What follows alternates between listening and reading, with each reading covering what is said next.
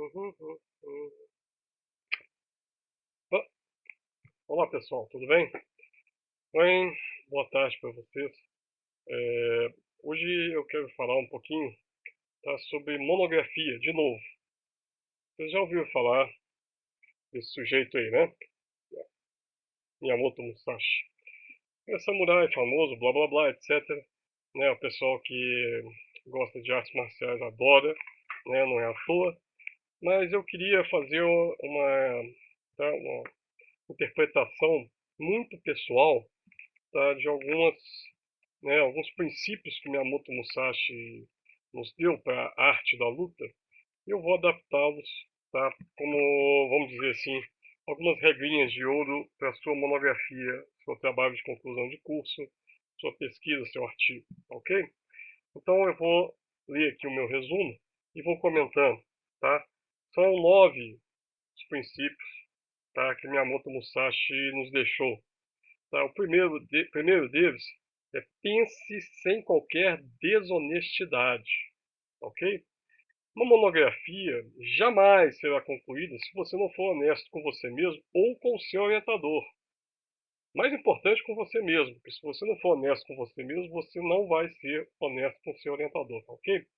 A monografia pode até ser concluída, mas a sua reputação vai ser a pior possível, porque mentira tem perna curta. Isso é um ditado popular, parece bobo, mas é a pura verdade. Segundo princípio: avance no caminho. Abre aspas, nunca é suficiente, fecha aspas. Deveria ser uma expressão constante na mente de quem faz um trabalho científico. Aliás, qualquer trabalho, né? Por mais que devamos, com certeza, estabelecer limites, né? O trabalho científico tem que acabar, você não pode ler tudo que existe. Mas o fato é que mesmo uma monografia entregue não esgota o tema pesquisado. Portanto, cabe a cada um entender seus próprios limites e trabalhar com e sobre eles. Ok? Mesmo que você termine sua monografia, não tenha pretensão de ter esgotado o assunto. Então, isso significa que se você quiser continuar, tem mais trabalho para frente. Né? Ou seja, se você pensar no seu trabalho com um pouquinho de carinho, tem mais trabalho legal para você. Né? Talvez um pouco cansativo. Muito bem. Terceiro princípio: conheça um pouco de todas as artes. Bom, Musashi, nesse caso, está falando, né, sobre não só a arte da espada, mas também a poesia, a cerâmica, né, a pintura, etc. Para nós aqui, eu diria o seguinte: eu diria que a especialização, a divisão do trabalho, ela é necessária, mas a variedade de problemas que a gente enfrenta exige que a gente saiba um pouco de tudo e muito de algumas poucas áreas. Né? Imagine, por exemplo, uma monografia sobre o problema da sustentabilidade da dívida pública no Brasil imperial, que não tenha se baseado em fontes históricas que digam respeito à economia mundial da época. Vai ficar faltando um pedação do contexto. Né? Uma monografia, né, então, geralmente ela vai envolver a teoria econômica, um pouco de história econômica e algum tipo de método quantitativo. Né? Dependendo do trabalho que você faça, por exemplo, né, um ex-aluno meu, né, um menino muito bom, fez uma vez um trabalho, uma monografia dele sobre economia, teoria econômica do suicídio. Teve que ler um pouco de sociologia, sim, um pouco de medicina, teve que ir atrás. Né? Obviamente, não teve a pretensão de virar um médico, um psiquiatra, né, ou um psicólogo, ou até mesmo um suicida, graças a Deus, né? Graças a Deus, porque ele não virou, né? Obviamente. Mas tive que contextualizar um problema que, né, geralmente todos eles são problemas multidisciplinares. Então, esse meio termo, esse jogo do quanto você coloca na sua área e quanto dos outros, tá, é um pouco função da sua vantagem comparativa. Você vai colocar mais da área que você trabalha, mas você não deve desprezar o resto. Né? Acho que foi a Deirdre McCloskey que disse uma vez que é importante a divisão do trabalho, mas depois, tá, a gente tem que fazer as trocas. Né? A divisão do trabalho não existe por si só, mas para facilitar as trocas. Então pensa nisso, nesse princípio do Musashi, como o princípio do Adam Smith, traduzido nas palavras de McCloskey. Princípio 4: conheça o caminho de todos os ofícios. Não custa pensar neste princípio como alerta. Então eu diria o seguinte, orientando, pense no seu orientador. E orientador, pense no seu orientando. Cada um tem que entender o trabalho do outro para que não haja besteira, bobagem. Ninguém pode achar que é o outro, é para pensar no que o outro faz. Né? Então, um aluno muito pouco sábio vai entregar rascunho vagabundo achando que tem um capítulo e vai querer que o orientador leia. Né? O orientador não vai ler, vai levar uma bronca, isso sim. Então, cada um tem que se antecipar. Né? Um ofício importante na monografia é o do orientador, o outro é do orientando. Quem trabalha mais é o orientando, goste, né, ou não disso. Tá ok? Princípio 5: conheça as vantagens e desvantagens de tudo. Esse é um princípio bem geral, mas eu acho que Musashi enxergou corretamente o custo de oportunidade. Custo de oportunidade do seu tempo, por exemplo. Né? Você podia estar aí tomando uma cerveja e estar aqui assistindo esse vídeo. Pensando bem, eu devia estar tomando uma cerveja. Bom, vamos para o princípio 6. Princípio 6. Desenvolva um olhar de discernimento em todos os assuntos. Como já dito, né, a monografia nunca é perfeita.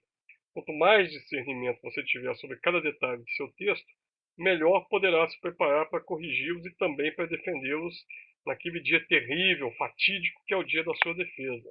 Não é? Então, é isso aí. Princípio 7.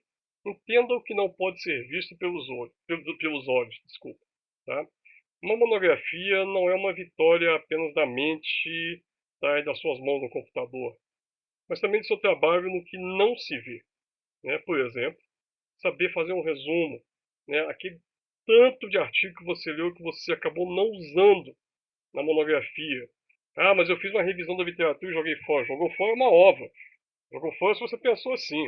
Né? Você leu, aprendeu o que não deveria fazer, o que poderia fazer, até onde poderia fazer e fez. E fez da melhor forma, com empenho. Né? Obviamente não cabe tudo. Né?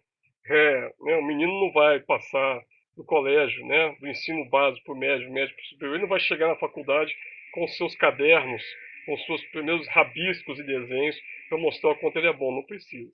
Né? Tudo bem. Princípio 8.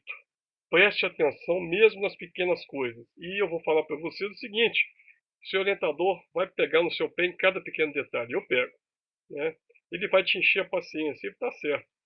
Será que eu preciso te lembrar que se antecipar é uma atitude muito sábia, inteligente, esperta? Pois é. Princípio 9. Não se envolva com o que não é prático. Bom, aí vai a minha interpretação desse princípio do Musashi. Né? Monografia que não tem uma pergunta não sai do lugar. Tá? Pergunta que não seja prática nesse sentido, pior ainda. Né? Então, a gente em economia, você estuda 4 anos da sua vida, né? Saiu das fraldas do colégio, entrou na faculdade, acha que sabe muito, tem aquela, né, pretensão de estar conhecendo um pouco mais, né? Tudo bem, tomara que sim, mas tem que ter, né, o conhecimento e a humildade de reconhecer os limites. Então, obviamente, a gente não vai fazer uma monografia sobre uma questão filosófica profunda, né? Porque a gente não tem conhecimento base para isso. Então você vai fazer uma monografia prática, que aliás está mais perto da tua realidade. Escolhe um tema que você consegue trabalhar, ou que você precisa estudar um pouco, mas você sabe que é capaz e vai trabalhar, tá? E explora esse tema. Usa a econometria, caramba. Ela está aí, ela é fácil, tá? Ela é interessante, ela te esclarece muito sobre a prática de qualquer profissional. Né? Não é à toa que existe a criometria em história, a psicometria na psicologia, a sociometria na sociologia, né? A antropometria histórica, tá? Também junto com a criometria. Né? Então, assim, a econometria é só mais uma. Né? Biometria na biologia. Por que existe isso tudo? Não é só para encher o saco do sujeito na hora da prova, não. Tá? Isso é matéria para você aprender a utilizar. São ferramentas. Né? Muito bem, né? Esses são os princípios do Miyamoto Musashi, né? Então, um samurai aí famoso, etc e tal. Tá, eu peguei nesse livrinho, tá aqui, né? Na verdade, tá, você também encontra ele no livro que o Musashi escreveu, tem milhões de traduções. Se bobear, tem até, né, o livro se chama O Livro dos Cinco Anéis. Deve ter até versão, O Livro dos Cinco Anéis para mulheres.